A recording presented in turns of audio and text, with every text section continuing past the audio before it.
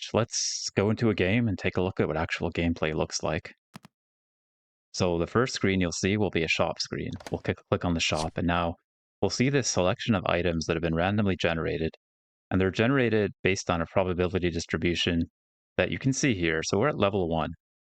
That means that we have a 75% chance of common items and a 25% chance of rare items. The other two item tiers are epic and legendary, which have currently a 0% chance to spawn right now.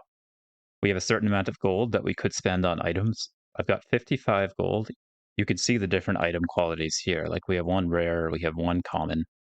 And in fact, this is an example of an item that will permanently scale. So for the rest of the game, every single time this triggers, you'll gain +1 damage. So some of these items are permanent. I could like go ahead and buy this.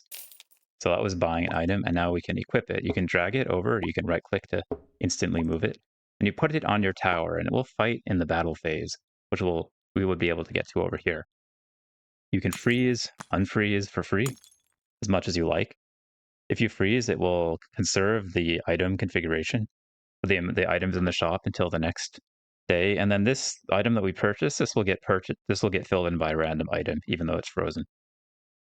So we could freeze, we could train, just going to train for the sake of demonstration. Items cost different amounts of money depending on their rarity and their kind of impact. For instance, this is the cheapest item at 15 gold, but the most expensive items can get up to 60 gold and are the most impactful. For instance, this item costs 30.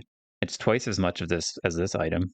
Because it's significantly more impactful, it actually has something that it does that's pretty significant. It permanently gains damage for the entire game. So I'm actually just going to freeze for this Hunter's Tome again. So I am playing a rank, but I'm definitely not playing optimally right now.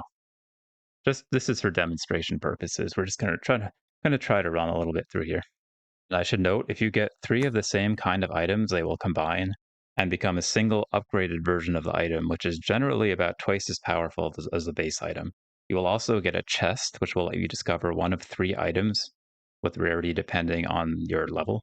So items are highlighted when you already have one. Like this one, you can see it's highlighted a little bit. Shop can also be refreshed for 3 gold. If you refresh too many times, it will start to get more expensive to continue to refresh.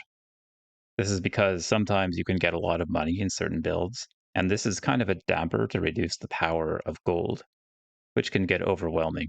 So you level up by training here, by fighting. There are also some items, potions, and events in game that can give you XP. We may see a few of those. If you win a fight, you'll get 12 XP. If you lose, you'll only get 8 XP. So winning early on can save you a bit of money equivalent. Fun challenge I've been trying is to play the game without any training or any sources of XP and just relying on the fighting. So it's fun for me. It's pretty difficult, but I enjoy it. It forces you to play the game differently.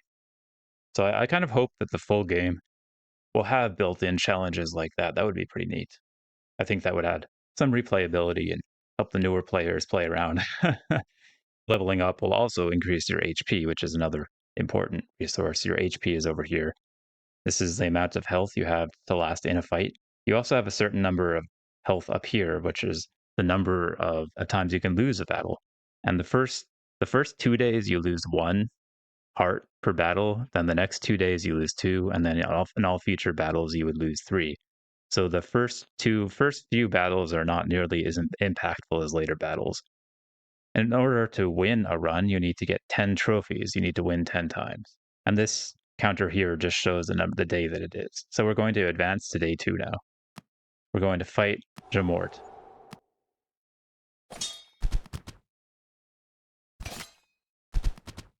So in the battles, you just watch them. In the first 3 days, you'll enter this 2x speed state to help speed things up. But after the first 3 days, it'll be normal speed throughout. Here's an example of an item that will give you XP for purchasing it. So on days 3, 4, 6, 8, and 9, you also get these events that pop up, and you can choose one of 2 options. So I think the developer is going to change these pretty soon, so I won't comment too much more on them. So you can see the percent chance to get each item of each rarity here when I train. Now the percent chance has increased, so now there's an epic chance of 5%. This chance is applied to every item that will spawn in the shop, I believe. So now each individual item now has a 5% chance of being epic when it spawns in if I were to reroll. So in fact, we can give that a try. And see, I have not gotten the epic items, but that's kind of to be expected. So this shopping aspect, I'd say, is the third point to help you decide if the game is for you. There's a lot of RNG involved in the shopping. Sometimes you need a specific item. You may re-roll a bunch of times and not have it show up. So flexibility to manage the RNG aspect is critical to playing the game well. As we saw, RNG is a really big complaint people have about this game, probably why the reviews are so mixed. But personally, I don't mind a balanced amount of RNG. It often forces me into doing different builds I wasn't intending to do and try things I haven't tried before. So it's pretty cool. For a set amount of time, I think it's around 30 seconds, the battle will go into overtime. And an overtime counter will appear and start eventually when this bar finishes, it will start dealing damage to both players. So eventually the battles will always end just from overtime. So far no one's found a way to outscale the overtime damage, but I won't rule that out forever. Maybe someone will figure that out eventually. So watching battles is optional, but watching can help you understand what's working and what's not with your build as a new player. Typically, the battles will last for around 30 seconds early on and get shorter and shorter in later days. It's not uncommon for endgame builds to kill opponents in less than 5 seconds.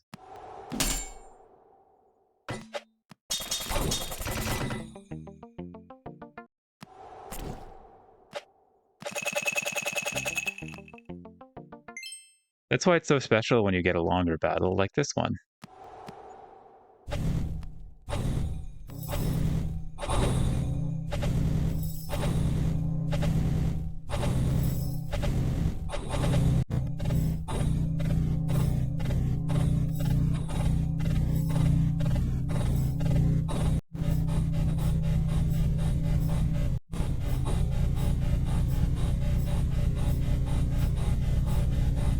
This is the fourth point to help you decide if the game is for you. Do you like long, drawn-out auto battlers where battles can last a while, or do you like short, cutthroat battles that end in seconds? Personally, I like a mix. An Oaken Tower has a little bit of both, but short battles tend to dominate generally.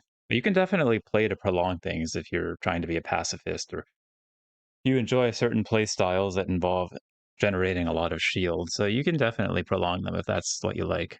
So maybe that's a fifth point to help you decide if the game is for you.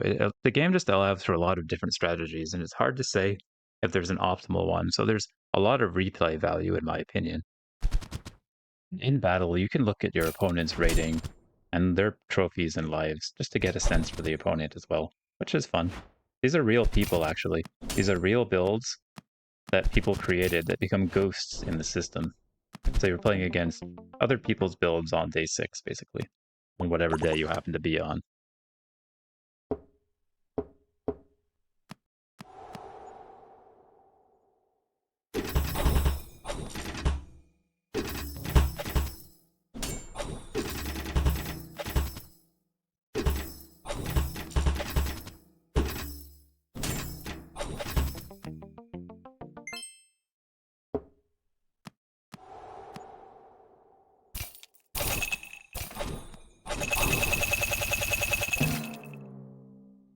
All right, so that's an example of what happens at the end of the game. Finally, you can test out your build against the Oak, which is an infinite health, level 1000 enemy. So we can fight this thing for as long as we want until the overtime counter brings us down to 0 HP. So we'll just kind of watch this Hunter's Tome go.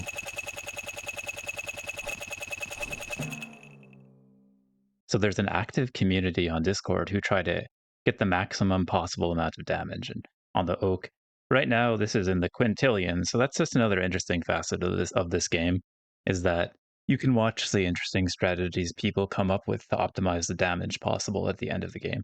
So that's Oaken Tower in a nutshell, just a quick video to help you understand what the game is and whether you should play it. I should note I'm not affiliated with the developer in any way. I'm just a fan who likes to play the game and make videos about it. So that's me. And please leave any questions you have in the comments, or you can even head over to the game's Discord, which you can find easily, where there are a lot of dedicated people. There's an active community who will welcome you and who like to talk about their builds, show off their builds, that kind of thing. So the Discord is fun to hang out.